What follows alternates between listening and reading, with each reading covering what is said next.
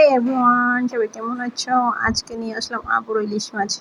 আর আজকে কিন্তু ইলিশ মাছের ভাপা একদম করবো না। ইলিশ মাছের ভাপা খেতে খেতে আমার আর ভালো লাগে না।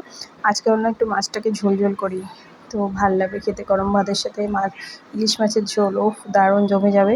তো দেখো, রান্নাটা শুরু করা যাক। আর মাছগুলো ভালো করে ধুয়ে হলুদ নুন মেখে ভালো করে তেল দিয়ে এটা রেখে দিব। তারপর আমি চলে যাচ্ছি রান্নাতে।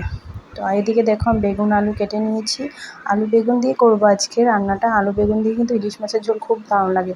আর এদিকে দেখো, কড়াই বসিয়ে দিয়েছি। কড়াইয়ের মধ্যে অল্প পরিমাণে তেল দিলাম, যেহেতু আমি তেল মাছের মধ্যে মেখে রেখেছি, তার জন্য এখানে অল্প পরিমাণ তেল দিয়ে জিরা সম্বার দিয়ে আর এখানে আমি একটু আলুগুলি ভালো করে ভেজে নেব। আর তারপর আমি বেগুনগুলো ভাজবো ভালো করে। সবজিটা ভেজে এখানে মশলা দেবো জাস্ট। মানে মাছটা যখন বানিয়ে খেয়েছি এত দারুণ লেগেছে, মানে কি বলবো। ঝটপট রান্না কিন্তু খুব টেস্টি। তাও এখানে কাঁচা লঙ্কা দিয়ে দিলাম, বেগুন দিয়ে দিলাম।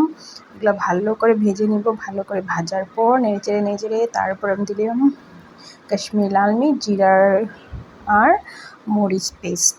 তো এগুলো ভালো করে কষানো হবে। কষানো হয়ে তারপরে আমি এখানে জল দিয়ে দিব। আর মাছগুলো কিন্তু আমি একদম ভাজবো না, ভাজলে ভালো লাগবে না মাছগুলো। আমি এরকম করেই বানাবো। তো এই দেখো, আমার কিন্তু অলমোস্ট হয়ে যাচ্ছে। আর দারুণ লাগে সত্যি ইলিশ মাছ, মানে বললেই আমার মুখে জল চলে আসে। ইলিশ মাছের ভাপা যাই হোক বলো, বহুত ভালো লাগে।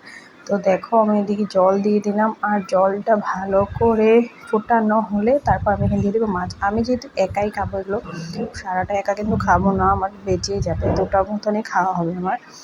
ভাল লাগলেও কিন্তু এতও খেতে পারি না। তো দেখো, আমার কিন্তু রান্না অলমোস্ট কমপ্লিট। আর তোমাদের কেমন লাগছে তোমরা নিশ্চয়ই বলো, কমেন্ট করে তোমরা কে কী ইলিশ মাছ খাও। আর দেখো, এই বলতে বলতে কথা বলতে বলতে আমার মাছ কিন্তু রেডি। এখন জাস্ট ভাত খাওয়া হবে আর জমিয়ে।